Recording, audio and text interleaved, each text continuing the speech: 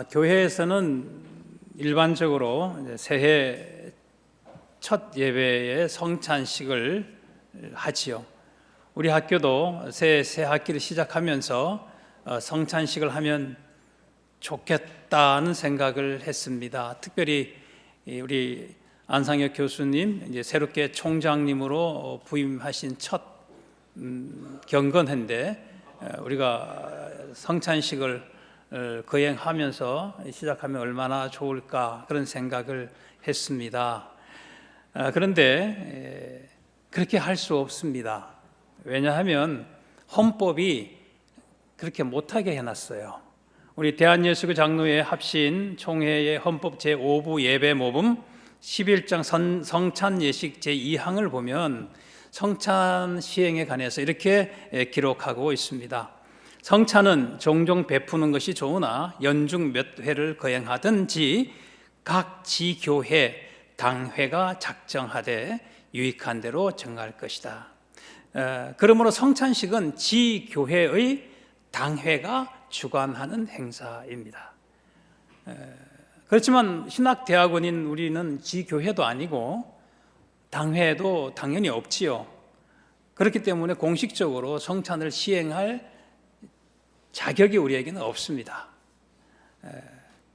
그럼에도 새 학기를 시작하면서 성찬의 의미를 배우고 또 실천하는 것은 중요하다는 생각을 하게 됐습니다.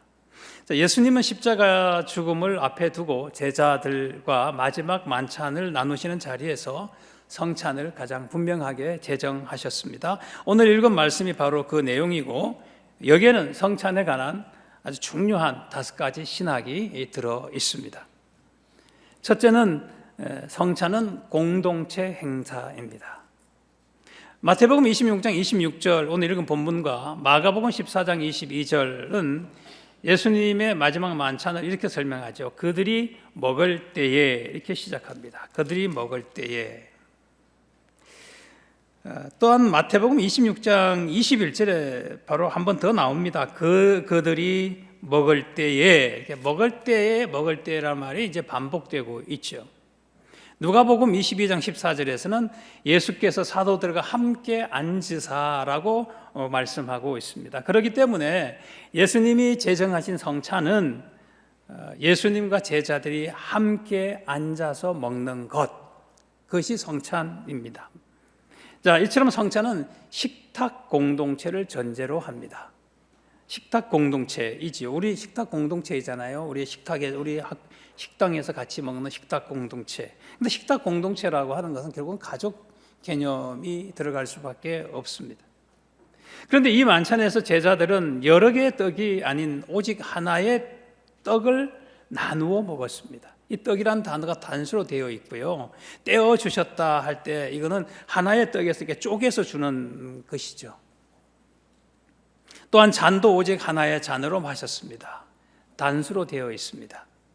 자, 이렇게 함으로써 주님은 그들이 하나이고 따라서 절대로 나눠질 수 없는 연합체요. 또 그들이 분리될 수 없는 일체성을 가지고 있다는 사실을 강조해 주고 있습니다. 사도 바울도 마찬가지입니다. 고린도전서 10장 17절에 보면 성찬에 대해서 이렇게 말씀하지요. 떡이 하나요.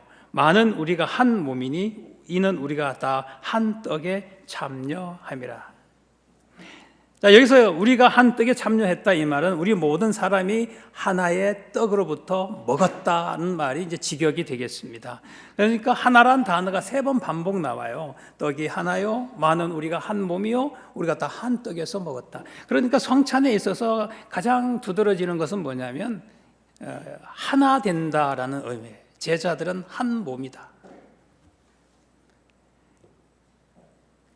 또한 이 행사에서 보여주는 것은 그래서 서로 친밀한 교제와 사귐을 가르쳐 주신 거예요. 한 식탁 공동체요, 한 몸이요, 일체요, 연합이라고 얘기하면서 친밀하지 않는 그런 공동체가 만들어질 수 없겠지요. 교회는 주님이 베풀어 주신 식탁 공동체입니다. 그러므로 성도들은 한 몸에 대해서 연합해야 합니다. 그럼에도 이것을 깨는 특히 한국에서는 아주 고질적인 병이 하나 있습니다. 그것은 이 지역성입니다. 흔히들 혈연, 또 학연, 또 그다음에 지연, 마지막으로 흡연 그렇게 얘기하는데 크게 웃는 분 수상해요. 어쨌든 이 지연이라는 것이 정말 고질병입니다. 이것이 갈등과 분열이 심각하죠. 우리나라 계속 이 대립이 일어나고 있지 않습니까? 그런데 제가 교회 다니고 교회에서 사역하면서 보는데요, 교회 안에서도 이건 예외가 아닙니다. 제가 느끼기에는 신앙 고백 위에 지역 고백이 있습니다. 신자는 진리를 배우고 진리를 따르고 진리를 위해 목숨을 내어놓는 사람이어야 하는데, 우리는 진리의 지역이 아니라 말씀, 진리 편에 서야 합니다. 지역성을 버리고 진리 안에서 하나 돼야 된다는 것이죠. 그래서 고향을 물어보지 말자. 이게 이제 제가 우리 선생님한테 배운 내용 중에, 교회에 새 신자가 오면 새 신자 등록 카드 쓰는 데 있어서 절대로 물어보면 안 되는 3불문, 3가지 물어보면 안 되는 거 있대요. 질문 속에. 오랫동안 목회하신 분들의 지혜지요. 첫째는 학교를 어디 나왔느냐, 둘째는 직업이 뭐냐, 셋째는 고향이 어디냐. 이거 3가지는 절대 물어보는 칸을 만들지 말라. 우리 현실이 그렇다라는 것이죠. 자, 우리 합신 공동체도 하나님 나라의 식탁 공동체입니다. 그러므로 우리는 어떠한 경우에도 쪼개지거나 나누어질 수 없는 온전한 한 몸을 이루어야 됩니다. 이미 주님 한 몸 되게 하셨고, 우리는 그걸 지켜나가야 할 책임이 있습니다. 이를 위해서는 먼저 무익한 경쟁을 하지 마십시오. 누가 더 끝까지 남아서 기도하는가? 새벽 기도 때 기도 오래 하는 걸 뭐라 그러는 게 아닌데, 그게 동기가 이상하잖아요. 동기가 그렇게 오래 버티는 동기가 이상해요. 경쟁이죠. 여러분은 합신에 들어오는 순간부터 자신을 제외하고는 그 누구와도 경쟁 관계가 되면 안 됩니다. 대신에 육신과 마음이 약한 이들을 도와주고 섬겨주고 챙겨주고 돌봐주십시오. 나눠주십시오. 좋은 성적이 합신에 온 목표가 되면 안 됩니다. 위로가 되십니까?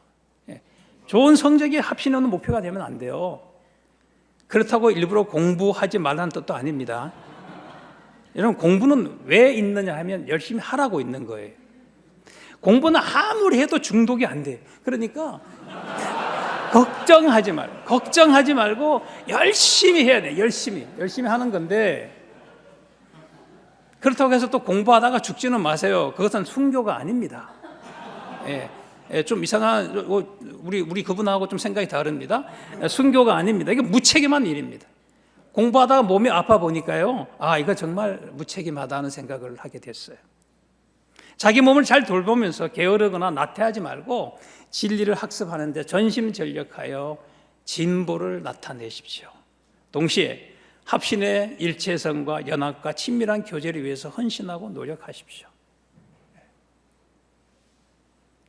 여러분이 세상 떠나면 누가 장례를 치러주고 누가 위로 예배, 입관 예배, 발인 예배, 하관 예배를 인도하는지 아십니까?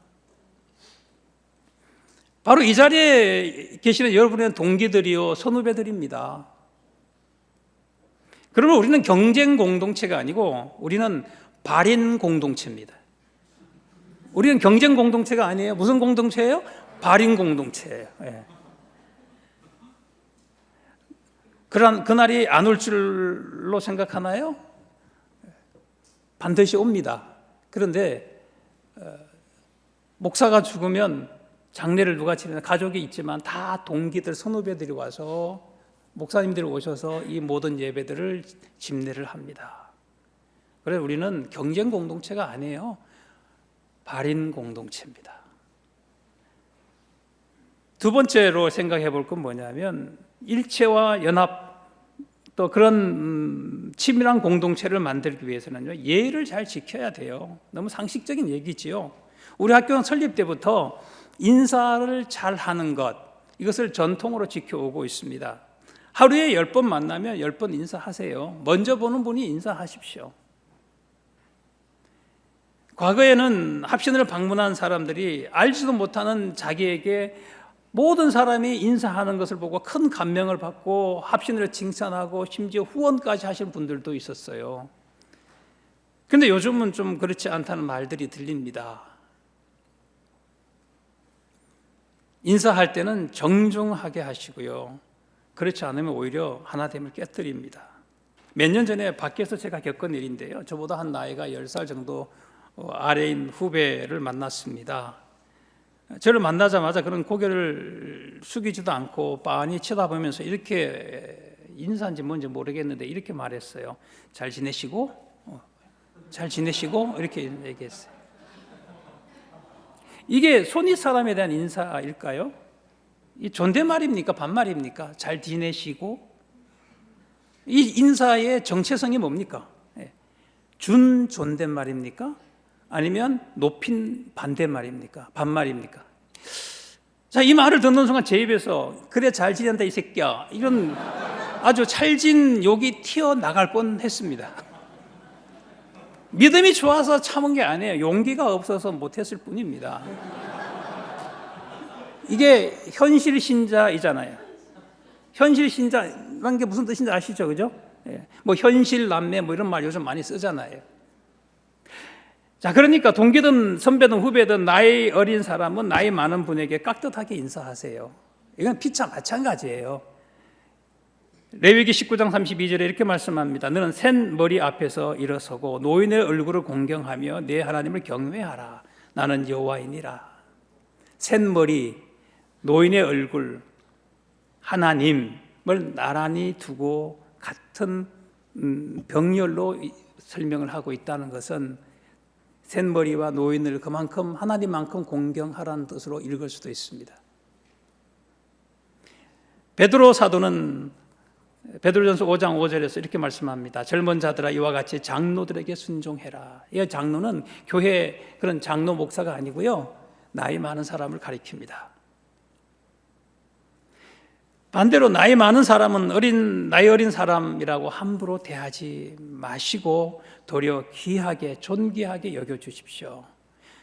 그들은 그렇게 막대해도 괜찮은 사람들이 아니에요.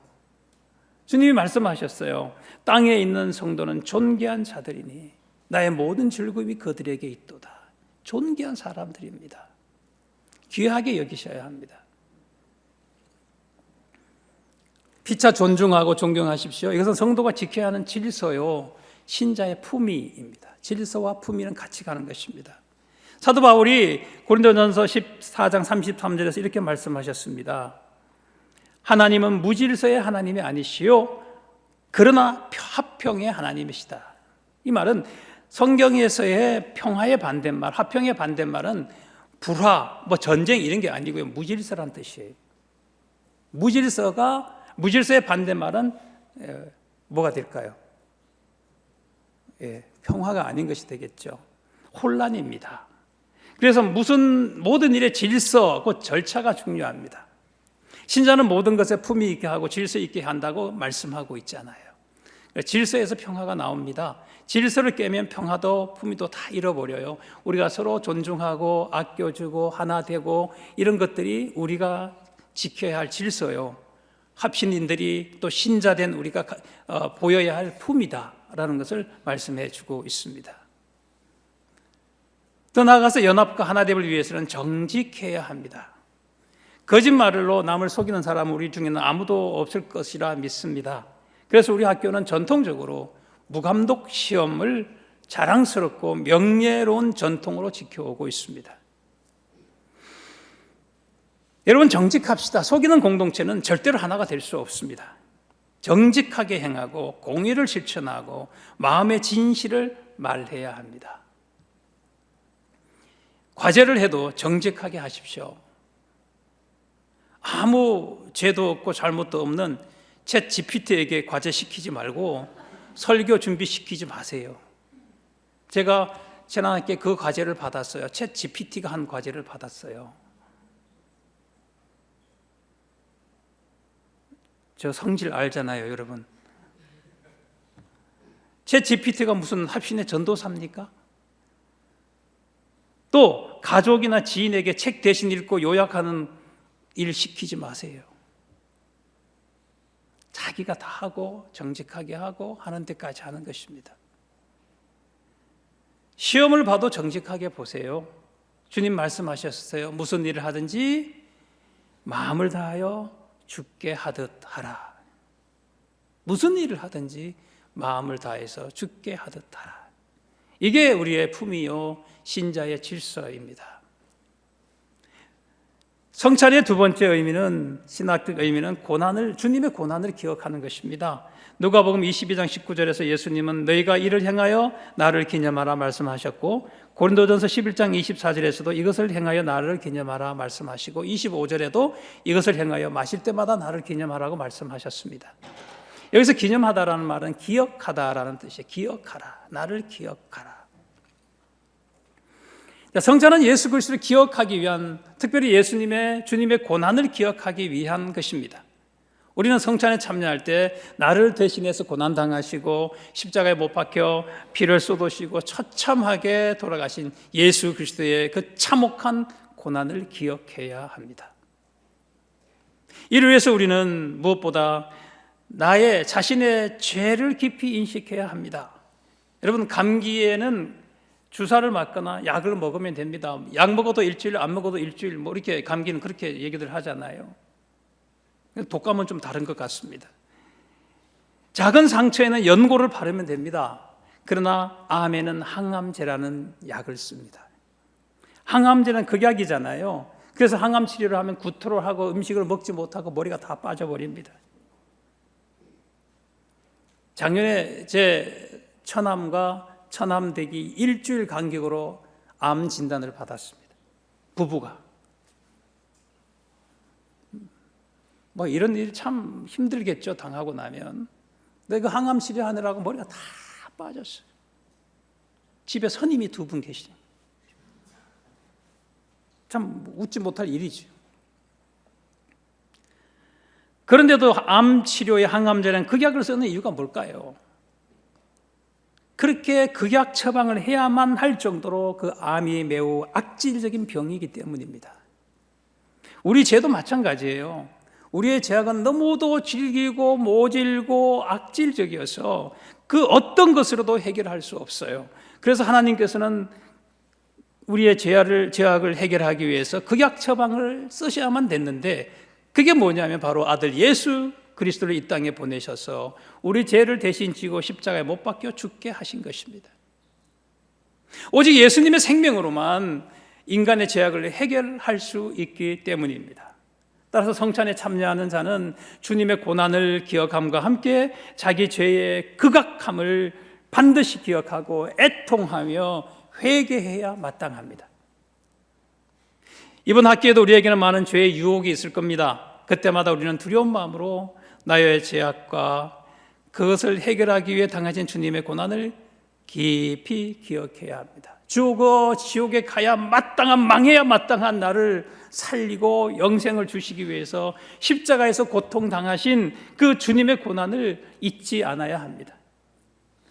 그래서 죄를 짓는 것을 두려워해야 하고 죄의 자리에서는 떠나야 합니다. 죄를 대항해서 싸우되 피 흘리기까지 하라는 말씀을 기억해야 합니다. 여러분, 공부 때문에 죄 짓지 마십시오. 죄 짓는 공부하지 마십시오. 죄로 만든 성적은 단지 악할 뿐입니다. 또한 주님의 고난을 기억하는 것은 고난 받기를 즐거워하는 것입니다. 예수님과 함께 영광을 받기 위해서는 고난도 함께 받으라 말씀하셨잖아요. 사도 베드로는 베드로전서 2장 19절에서 이렇게 말씀해요. 부당하게 고난을 받아도 하나님을 생각함으로 슬픔을 참으면 이것이 아름다우니라. 그런데 이 아름답다는 말이 원래는 은혜다 이 단어예요. 무슨 얘기냐면 부당하게 고난을 받아도 하나님을 생각함으로 슬픔을 참으면 이것이 은혜다라고 말씀합니다. 은혜라고 하는 것은 늘 좋고 기쁘고 이런 것만이 아니라 주님을 생각함으로 부당한 고난을 받아도 슬픔을 참아내는 것, 이것이 은혜라는 것이죠. 은혜의 생각 개념이 달라지는 것이죠. 분명히 카리스라는 단어를 쓰고 있습니다. 우리는 모두 주님의 부르심에 순종해서 합신에 들어왔어요. 그러면 모든 일이 잘 풀릴까요?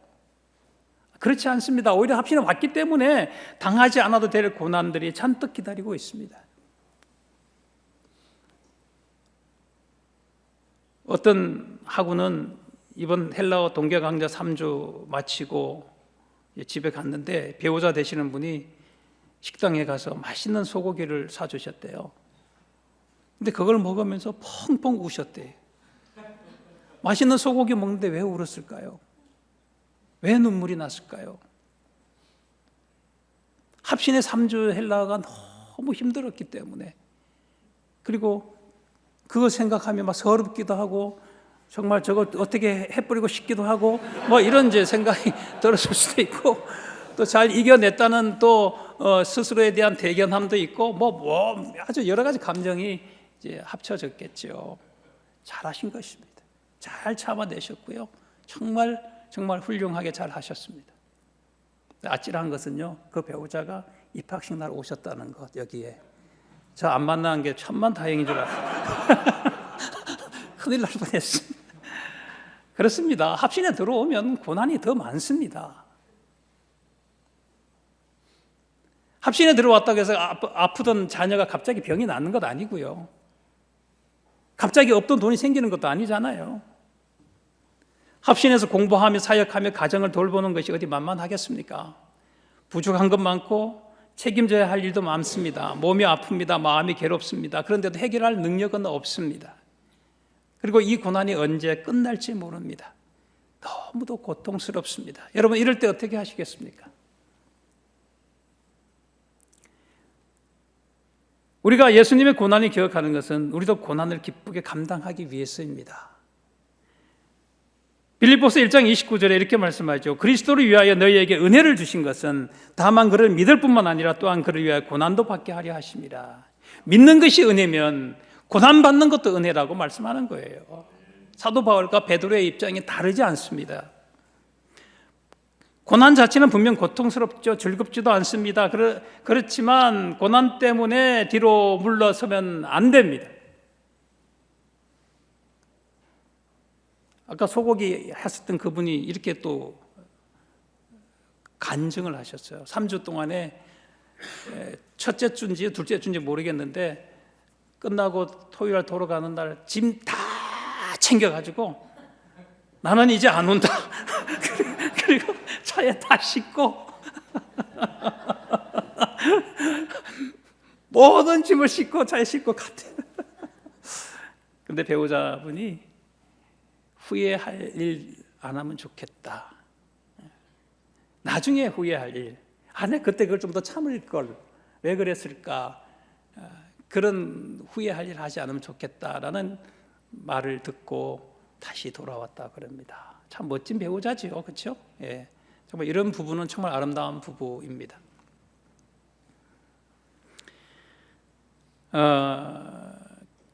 도리어 우리는 고난이 하나님께서 나를 불러주심에 대한 확증이고 증거고, 하나님이 나를 하나님이 쓰시기에 합당한 일꾼으로 만들어 가시는 하나님의 관심과 성의의 표현이라는 사실을 기억해야 합니다. 그 과정이 없으면 하나님이 쓰실 만한 사람으로 만들어지지 않아요. 고난을 통해서 하나님의 은혜를 기억하고 고난을 기억하고 하나님이 쓰실 만한 일꾼이 되는 것입니다. 여러분, 이번 학기에도 여전히 고난은 있을 겁니다. 그러나 참고 견디고 버티시길 바랍니다. 참는 것도 은혜요, 견디는 것도 믿음이고요, 버티는 것도 뭐라고요? 실력이다. 버티는 것도 실력이다. 그것이 바로 주님의 십자가 고난을 기억하고 주님의 고난에 동참하는 것입니다. 셋째로 성찬은 축복과 감사입니다. 성찬이 고난을 의미하는 것은 틀림없는 사실이지만 그렇다고 해서 절망적인 성격은 아니에요. 성찬은 그 자체가 소망입니다. 왜냐하면 성도는 성찬을 통해서 놀라운 축복과 감사에 참여하기 때문입니다. 예수님은 오늘 본문에 보면 26절에서 성찬을 행하시면서 떡을 위해서는 축복하셨어요. 축복. 그리고 잔을 위해서는 감사를 하셨습니다. 우리 보면 감사, 기도란 말이 작은 글씨로 되어 있잖아요. 그 말이 사실은 원어에는 없기 때문에 그렇게 써놓으셨지만 감사하신 거예요. 감사 기도를 하셨겠죠? 감사하셨어요. 그래서 성찬은 축복과 감사의 자리, 그것에 참여하는 것입니다. 예수님은 고난받으시고 십자가에서 죽으셨을 뿐만 아니라 부활하시고 승천하셔서 우주 만물을 통치하시고 계시고 그리고 장차 영광 중에 다시 오실 것입니다. 이런 이유로 너희가 이 떡을 먹으며 이 잔을 마실 때마다 주의 죽으심을 전하라고 말씀하셨는데 그 앞에 딱 한 가지 단서가 붙어 있어요. 이게 고린도전서 11장 26절이거든요. 뭐 어떤 단서가 붙어 있냐면 그가 오실 때까지라는 단서가 붙어 있어요. 자, 성찬은 주님의 죽으심만 기억하는 것이 아니라 예수님의 재림을 바라보고 그렇게 기대하며 하는 축복의 예식입니다. 그러므로 우리는 성찬에서 주님의 죽으심뿐만 아니라 그것과 관련된 모든 것, 다시 말하면 주님의 부활, 승천, 현재적 통치, 그리고 다시 장래의 재림, 이 모든 것을 기억하는 자리입니다. 그래서 성찬은 축복이고 감사인 것이죠. 여러분, 주님처럼 축복하고 주님처럼 감사하며 생활하시기 바랍니다. 기뻐하고 찬미하며, 예수님 제자들과 함께 성찬을 마치 찬미하며 감람산으로 나가셨다 하시잖아요. 오늘 30절에 찬미하고 찬양하고 공부하시기 바라요. 서로 축복하고 항상 감사하세요. 서로 축복하시고. 예수님 보세요. 잠시 후면 체포돼서 고난당하고 십자가에서 못 박히실 그 최악의 상황에서도 제자들에게 축복하셨고 하나님께 감사하셨습니다. 하나님께 찬미하셨습니다. 여러분, 매일 아침 이렇게 기도하시기 바랍니다. 하나님, 오늘 내가 만나는 모든 사람에게 내가 복이 되게 해 주시옵소서. 저도 가끔 이 기도를 잊지 않고 하려고 합니다. 잘 되지는 않지만 하여튼 복이 되게 해주세요. 나로 인해서 형제가 기쁨을 얻고 복을 받게 해 주시옵소서. 이런 기도를 합니다. 또한 어떤 상황에서도 감사하시기 바랍니다. 죄인의 본성으로는 고난 중에 감사하기가 정말 어렵습니다. 그러므로 기도로 성령님의 도우심을 구하시기 바랍니다. 감사는 내가 하고 싶다고 해서 자동으로 되는 게 아니더라고요. 죽을 것 같은 상황에서 감사 제목 적어보자고 하는데 첫 번째, 여기 턱 걸려서 말이 여기 턱 걸려서 올라오질 않아요. 여기서 뭐 시크 뜨거운 뭔가가 이게 확 들어막는 그 서러움이라 그럴까요? 너무 힘드니까.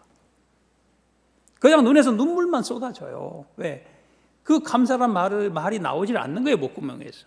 그런 상황에서도 우리가 감사하려면 기도하고 성령님의 도움을 구하는 수밖에 없습니다. 네 번째는 성찬은 하나님의 언약의 완성입니다. 예수께서는 28절에서 제자들에게 잔을 주시면서 나의 피 곧 언약의 피니라고 말씀하셨지요. 하나님께서는 아담부터 시작해서 노아, 아브라함, 모세, 다윗, 예레미야 등과 같은 많은 사람들과 언약을 맺으셨습니다. 그 언약을 맺은 사람들과 많은 사람들과 언약을 맺었지만 그 언약의 내용의 핵심은 똑같습니다. 그것은 뭐냐면 나는 너희의 하나님이 되고 너희는 내 백성이 된다라는 이 핵심 내용은 변함이 없습니다. 자, 그렇다면 이건 뭐냐면 나는 너희의 하나님이 되고 너희는 내 백성이 된다라고 하는 것은 결국은 하나님의 언약은 하나님의 나라를 말씀하는 것입니다. 그래서 하나님의 언약은 하나님 나라를 세우는 토대고 원인입니다. 하나님의 나라는 하나님의 언약 위에 세워지는 나라입니다. 그런데 이 언약이 성취되기 위해서는, 다시 말해서 죄인인 인간이 거룩하신 하나님의 백성이 되기 위해서는 이 인간의 죄가 해결돼야만 했습니다. 그래서 죄 없으신 예수님이 속죄 제물이 되어 십자가에서 피 흘려 죽으신 것이지요. 그렇게 해서 예수님이 하나님의 언약을 완성하셨습니다. 이 사실은 28절에서 이것은 죄 사함을 얻게 하려고 많은 사람을 위하여 흘리는 바 나의 피 곧 언약의 피니라는 말씀에 잘 나타나 있습니다. 예수님의 피는 죄 사함을 얻게 하려고 흘리는 피이고 그것은 곧 언약을 완성하기 위한 언약의 피입니다. 따라서 예수님이 받아 먹어라, 이것을 마시라 이렇게 말씀하신 것은 곧 그분의 죽음이 가져다 주는 언약의 완성에 참여하라는 축복의 말씀이 되는 것이죠. 그러므로 우리가 성찬에 참여하는 것은 하나님이 나의 왕이시며 내가 하나님 나라의 백성이라는 이 사실을 믿고 확인하며 공표하는 것입니다. 따라서 성찬에는 하나님이 나의 왕 되심과 내가 하나님의 백성됨에 대한 고백과 그로 인한 기쁨과 감사와 찬양이 있어야 합니다. 자, 이것은 한국 교회가 전통적으로 성찬식에서 보여주는 그 우울한 분위기와는 완전히 다른 것이지요. 성찬식에서는 애통함과 회개가 있어야 되지만 그저 그렇게만 가면 성찬식을 완전히 잘 드러내는 건 아닙니다. 성찬식에 울어야만 믿음이 좋은 사람, 이건 아닌 것 같아요. 죄 때문에 울기도 하지만 그러나 그 나라의 언약에 참여하게 되고 그 나라의 백성이 되는 것에 대해서 기쁨과 감사와 축복이 같이 있는 자리, 찬양하며 감사하는 자리가 되어야 합니다. 그래서 예전에 우리 학교에 계시던 어떤 조직신학 교수님은 성찬은 초상집이 아니고 잔치집이다, 그렇게 말씀하셨던 거 기억합니다. 아니다가 아니라 둘이 같이 있는 것이지요. 같이 있는 것이죠. 학기가 바뀌었어도 하나님은 여전히 우리의 하나님이시고 우리는 변함없이 하나님의 백성입니다. 이 언약 위에 세워진 나라가 하나님의 나라입니다. 사도 바울은 로마서 14장 17절에서 하나님 나라가 뭐냐 이렇게 설명했어요. 하나님의 나라는 먹는 것과 마시는 것이 아니요 오직이란 말은 사실은 우리말에서 전부 다 그러나를 오직으로 번역해 두었습니다. 그러니까 오직 나오거나 그러나구나 이렇게 이해하시면 돼요. 오직 성령 안에서 의와 화평과 희락이다. 먹는 것과 마시는 것이 아니요 성령 안에서 의로움과 공의와 평화와 기쁨이다라고 말씀했습니다.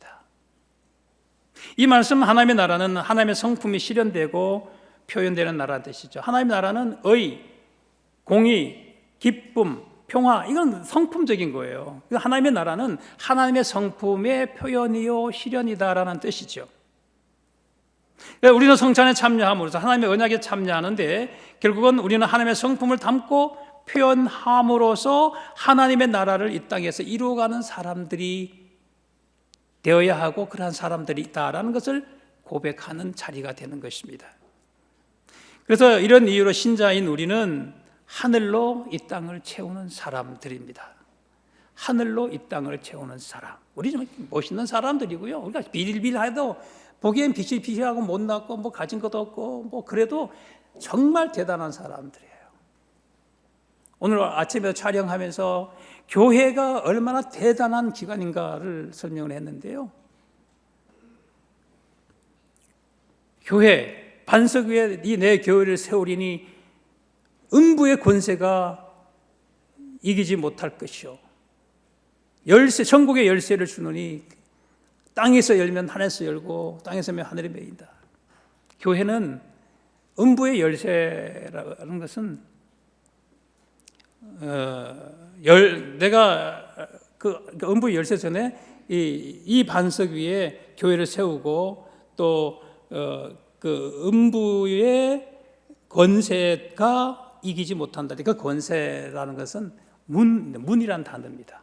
천국이, 그러니까 교회가 공격하면 음부는, 지옥은 다 깨질 수밖에 없고 무너질 수밖에 없다. 교회는 공격하는 교회라는 걸 가르쳐주고 있어요. 음부에 대해서는 공격하죠. 그러나 천국에 대해서는 열쇠를 가지고 있어서 순적하게 문을 여는 역할을 하는 것이다. 그런데 놀랍죠. 교회는 보세요.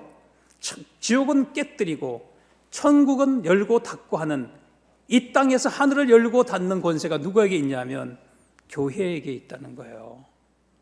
교회가 그만큼 놀라운 기관입니다.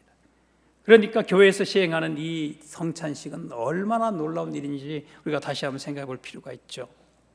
그리고 하나님의 나라, 신자인, 교회의 지체로 신자인 우리는 어떤 사람인가요? 그 하늘로 이 땅을 채워나가는 사람들입니다. 이제 다섯 번째 마지막으로 성찬은 천국을 대망하는 것입니다.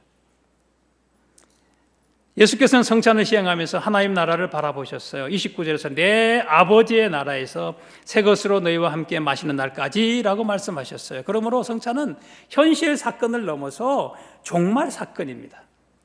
성찬은 지금은 비록 우리가 이 땅에 살지만 하나님의 나라의 완성을 바라보며 장차 그 나라에서 먹고 마실 것을 기대하는 참으로 놀랍고 감격스러운 일이에요.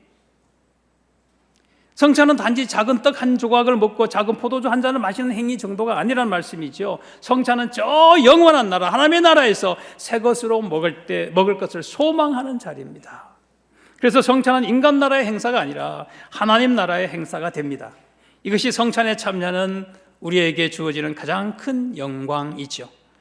성도는 성찬에 참여함으로써 자신이 현재에 속한 자로만 사는 것이 아니라 영원에 속한 자로 산다는 것을 고백하고 보여주는 것입니다.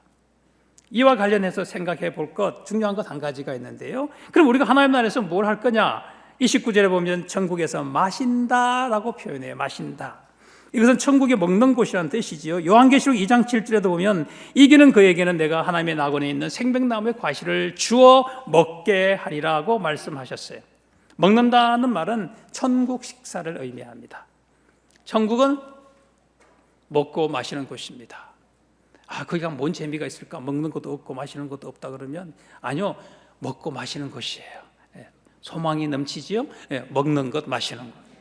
이것은 하나님의 나라가 잔치하는 나라라는 것을 알려주고 있어요. 잔치의 나라다. 천국은 향년의 나라입니다. 이것은 어린 양의 혼인 잔치에서 절정에 이르게 될 겁니다. 그러므로 성찬은 하나님의 나라의 생활, 종말 잔치를 기다리는 또 바라보는 현실 잔치예요. 성찬에 참여함으로써 장차 저 하나님 나라에 들어가서 누릴 그 놀라운 향년에 참여할 것을 미리 경험하는, 참여하는 그 현실의 잔치라는 것이죠. 그러니까 은혜고 감격이고 감사고 축복인 것입니다. 우리도 하나님의 나라를 바라고 그 나라에 먹고 마실 것을 소망하며 또 이번 학기도 생활하시기 바랍니다. 우리는 현재를 살지만 동시에 이미 저 영광스러운 하나님의 나라를 살고 있는 사람들이에요. 우리는 영혼을 바라보기에 현실에 지배당하지 않고 종말의 영광을 알고 있기 때문에 현재의 고난에 침몰하지 않습니다. 그러므로 합신에서의 생활과 학습과 경건의 훈련이 종말에 하나님께서 베풀어 주실 그 영광스러운 향년의 기쁨과 즐거움을 미리 맛보는 축복과 감사의 시간이 되시기 바랍니다. 이 모든 것이 여러분을 옥죄고 억압하고 못 살게 하기 위한 것이 아니다. 이 모든 것이 장차 있을 저 천국의 잔치에 참여하는 것으로서 내가 이곳에서 공부하고 경건 생활을 하고 기도하며 학습하는 것이다 라는 것을 기억하시기 바랍니다. 말씀 맺습니다. 성찬은 모든 성도가 하나 되고 연합됨을 보여주는 공동체 행사이고 주님의 고난과 죽으심을 기억하는 행사입니다. 또한 성찬은 감사와 축복이고 언약의 완성을 의미합니다. 나가서 성찬은 장차 천국에 들어갈 것과 그 나라의 잔치에 참여할 것을 바라보고 기대하며 소망하게 하는 놀라운 은혜의 자리입니다. 왜냐하면 예수님의 십자가는요, 실패나 종결이 아니라 하나님의 나라로 들어가는 새로운 길이기 때문이죠.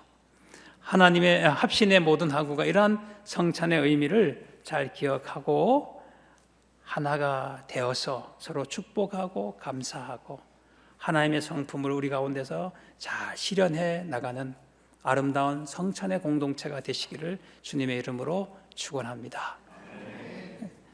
이 시간 같이 잠깐 한 2, 3분 기도하겠습니다. 먼저 서로 하나됨을 위해서 기도하십시다. 나하고 다른 사람, 습관이 다르고 문화가 다르고 여러 가지가 다르지만 그래도 하나됨을 위해서 애쓰겠습니다 라는 기도를 하시면 좋겠고요. 그러면서 주님의 십자가를 기억하며 공부하십시다. 십자가 아래서 공부하는 합신 전도사님들이 다 되기 위해서 기도합시다. 축복과 감사하는 사람 되고 언약 백성을 하나님의 성품 실현하는, 그러면서 재림을 대망하는 그런 승리하는 한 학기가 되게 해달라고 같이 기도하겠습니다.